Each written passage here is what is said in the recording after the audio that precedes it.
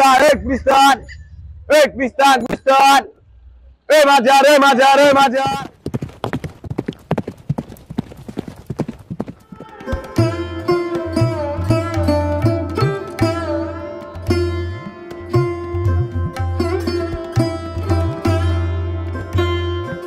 একটার নাম লাল্লু আর একটার নাম বাহাদুর।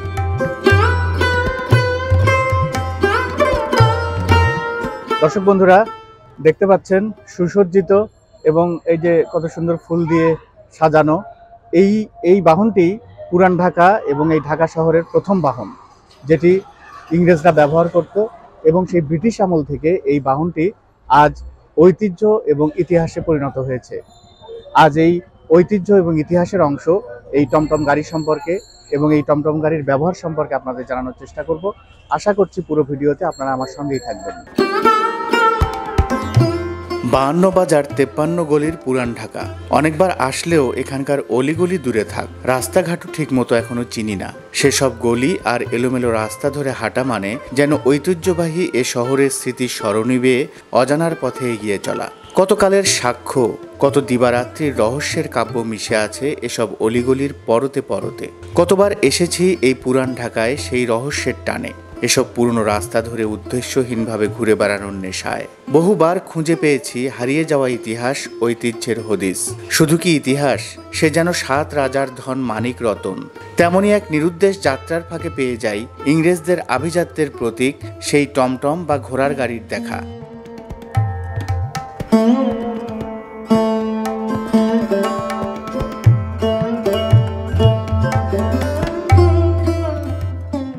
ভাই আজকে টমটম গাড়িতে আমরা দুজন একসাথে, আমি এর আগে অনেকবার উঠেছি, আপনার কেমন লাগছে? এর আগে আমি বোধহয় 2 বার উঠেছিলাম। আমার মেয়ে যখন ছোট ছিল ওকে সঙ্গে নিয়ে এসেছিলাম টমটম গাড়িতে। আজকে বোধহয় কয়েক বছর পর, তা তো প্রায় 7-8 বছর পর হবে এই গাড়িতে উঠলাম। আসলে এই টমটম শুধু পুরান ঢাকারই না, এটা ঢাকা শহরের একটা বিশাল ঐতিহ্যবাহী এবং পুরান ঢাকার বিশেষ করে একটা ঐতিহ্যবাহী একটা বাহন। তো এই বাহনে আসলে সেই যখন বুড়িগঙ্গা নদীতে যখন বোধহয় নৌকাও ওইভাবে হয়নি বা লঞ্চ ওইভাবে হয়নি, ঠিক তার আগে থেকে হয়তো এই বাহনটি এইখানে মানুষের যাতায়াতের জন্য এখানে আছে। তো এটা একটা বিরাট ঐতিহ্যবাহী এবং আমাদের সংস্কৃতির সঙ্গে এটা একটা বিশালভাবে একটা মিশে যাওয়া। আগের দিনে তো ইংরেজরা এটা প্রচলন শুরু করেছিল, পরবর্তীতে নবাবরা উঠতো, রানীরা উঠতো এখানে। এটা একটা আভিজাত্যের প্রতীক কিন্তু এবং ঐতিহ্যের প্রতীক। তো সেইটা এখন পর্যন্ত ধারণ করতেছে আমাদের পুরান ঢাকা। এটা আমাদের জন্য একটা বড় পাওয়া। এবং এখানে এসে দেখেন, আমরা দেখলাম যেটা যে অনেক মানুষ যারা এখানে কাজের জন্য এসেছে বা অন্যান্য যারা কাজের জন্য এসেছে, তারাও কিন্তু এখানে সব করে উঠে গুলিস্তান পর্যন্ত যাচ্ছে। এই ঐতিহ্যবাহী গাড়িতে আমরা তাদের একটা স্মৃতি রাখুক, সেটা তারা চাচ্ছে। সর্বপ্রথম 1856 সালের অক্টোবর মাসে এক আমেরিকান ঘোড়ার গাড়ি আমদানি করেন।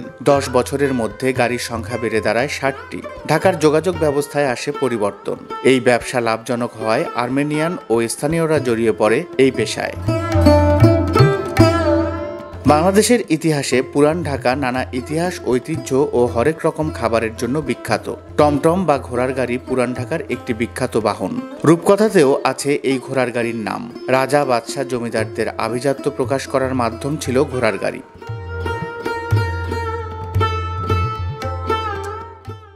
এখনও চলছে নবাবী আমলের প্রায় 200 বছরের ঐতিহ্যবাহী ঘোড়ার গাড়ি। স্থানীয়দের কাছে টমটম নামে পরিচিত এই ঘোড়ার গাড়ি ঢাকায় প্রচলন শুরুর সময়ে এটি ঠিকা গাড়ি নামে পরিচিত ছিল। সেই আভিজাত্য মুছে গেছে অনেক আগেই। এখন লড়াই অস্তিত্বের। একসময় পুরান ঢাকার পরিচয় ছিল ঘোড়ার গাড়ির শহর হিসেবে। রাজধানীর কয়েকটি স্থানে যাত্রী টেনে কোনো রকমে টিকে আছে ঐতিহ্যবাহী এ বাহন। আমি এই ঘোড়া গাড়ি চালাই আজকে 3 বছর হয়েছে। আমার মামার গাড়ি, ছোটতে কাম করি, ভাগ্নে হিসাবে ডাকে, আমি মামা হিসাবে কাম করি, ছোটতে কাম করি আর গাড়িতে। আমার মামা অনেক বছর ব্যবসা করছে। আমরা ওই সময় ছোট ঘোড়া গাড়ি কিছু বুঝতাম না। আগে ঘোড়া গাড়ি ভাড়া ছিল 10 টাকা, এখন 30 টাকা মাজা। গুলিস্তান আর সদরঘাট চলে।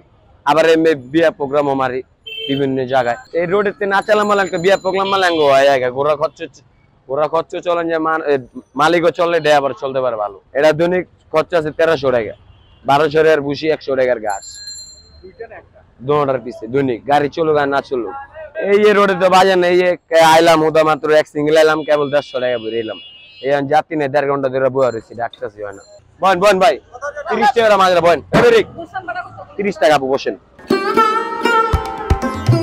একটা সময় এই এলাকায় প্রায় 300 ঘোড়ার গাড়ি চললেও বর্তমানে চলছে হাতে গোনা কয়েকটি। ঘোড়ার সংখ্যাও কমে এসেছে।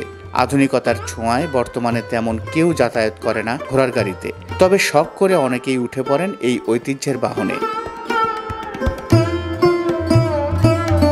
উঠছি বাট ও আর কি প্রথম আর কি আমার মেয়ে ওঠে না তো কখনো, তাই বলতেছে যে ঘোড়া গাড়িতে উঠলাম আর কি। আমার জীবনে ফার্স্ট এই যে ঘোড়ার গাড়িতে ওঠা। আমি আগে পরে অনেক দেখছি টিভিতে ঘোড়ার গাড়ি, বইতেও পড়ছি ঘোড়ার গাড়ি সম্পর্কে। তা ঘোড়ার গাড়ি ওঠার আমার খুব একটা ইন্টারেস্ট ছিল, আজকে সেটা আমি উঠলাম, আমার খুবই ভালো লাগতেছে। আমি অ্যাডভোকেট জিয়াউল হাসান, আমি কেরানীগঞ্জ থেকে আসছি। আমার বাচ্চা আজকে আমার চেম্বারে আসছে, বলছে যে বাবা আমি একটু ঘোড়ার গাড়িতে যাব, ঘোড়ার গাড়িতে চলবো। কোথায় যাব বাবা? গুলিস্তানে যাব। এই গাড়িটা তো ঐতিহ্যবাহী, অনেক পুরান ঢাকার সেই গাড়ি, অনেক আগের গাড়ি এবং ঘোড়া দিয়ে গাড়িটা চলে এবং দেখার জন্য আসছে এবং চলার জন্য আসছে আর কি, আনন্দ করার জন্য। অনেকটা পেটের দায়েই এই পেশায় জড়িত আছেন অনেকে। যাত্রীদের আকর্ষণ বাড়ানোর জন্য দু একটি গাড়িতে এলইডি কালারফুল লাইট, আরামদায়ক চেয়ার, মিউজিক সিস্টেমও রয়েছে। তবে এই গাড়িগুলো মূলত বিভিন্ন অনুষ্ঠানের জন্য ডাক পড়ে। ডাইনার করে 70,000 টাকা আর বামেরটা হলো 45,000 টাকা। এটা কিনছিলাম দোহারেতে, এটা কিনছিলাম মনোরেতে। হায়াত বুঝা মানুষের যা হায়াত আছে বয়স হয়ে গেলে আমরা রিজেক্ট করে দিই। ভুসি কিনি, কাঁচা বুট, ছোলা আছে, গমের কুড়া আছে। এই যে শীতের সিজন হইলে আমরা একটু চাহিদা বেশি, শীতের মাস গেলে একটু গরমে রোডে চালাই।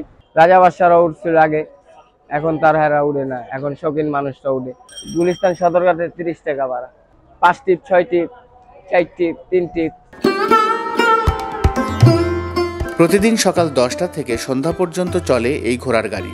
এক একটি গাড়ি প্রতিদিন সর্বোচ্চ 6 থেকে 7 বার সদরঘাট গুলিস্তান রুটে যাওয়া আসা করতে পারে। একটি টমটম গাড়িতে সর্বোচ্চ 10 থেকে 12 জন যাত্রী বসতে পারে। ভাড়া জনপ্রতি 30 টাকা করে নেওয়া হয়। তবে বিশেষ দিনগুলোতে প্রত্যেক যাত্রীর ভাড়া হয়ে যায় কিছুটা বেশি। আবার বিয়ে কিংবা যে কোনো অনুষ্ঠানে এই বাহন অনেকেই ভাড়া নেয়।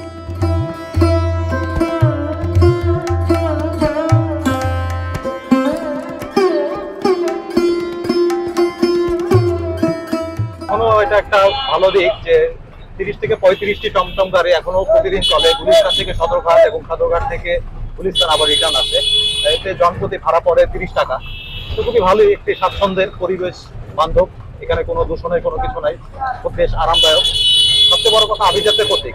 এটা একটা সময়ে রাজা বাদশা নবাব পরিবারের লোকজন উঠতো, আজকাল আমরা সাধারণ মানুষ উঠার মানে চলাচলের সুযোগ পাচ্ছি। তো সেই দৃষ্টিকোণ থেকে এটা একটা ঐতিহ্যবাহী বাহন, এটা সংরক্ষণ করা আমাদের সকলের উচিত। আবার ওইখানে একজনের কাছে যেটা শুনলাম যে এখন নাকি অনেক বিয়েতেও এই বাহন ব্যবহার করা হচ্ছে। তো বিয়েতে যারা নিচ্ছে আমার মনে হয় তারা শুধুমাত্র ঐতিহ্যটাকে শৌখিনতা কিংবা ঐতিহ্যটাকে স্মৃতি হিসেবে রাখার জন্যই বোধহয় বিয়েতে তারা এই বাহনটা ব্যবহার করছে। অবশ্যই পজিটিভ দিক, কারণ এরকম একটা ঐতিহ্য আমাদের সংস্কৃতির সঙ্গে যেটা জড়িয়ে আছে, সেটাকে আরো কিভাবে গভীরে রাখা যায়, কিভাবে এটার স্থায়িত্ব বাড়ানো যায়, সেইটা ব্যবহার করলেই সেটার গভীরতা বা স্থায়িত্ব বাড়বে, পালন ধারণ করতে হবে।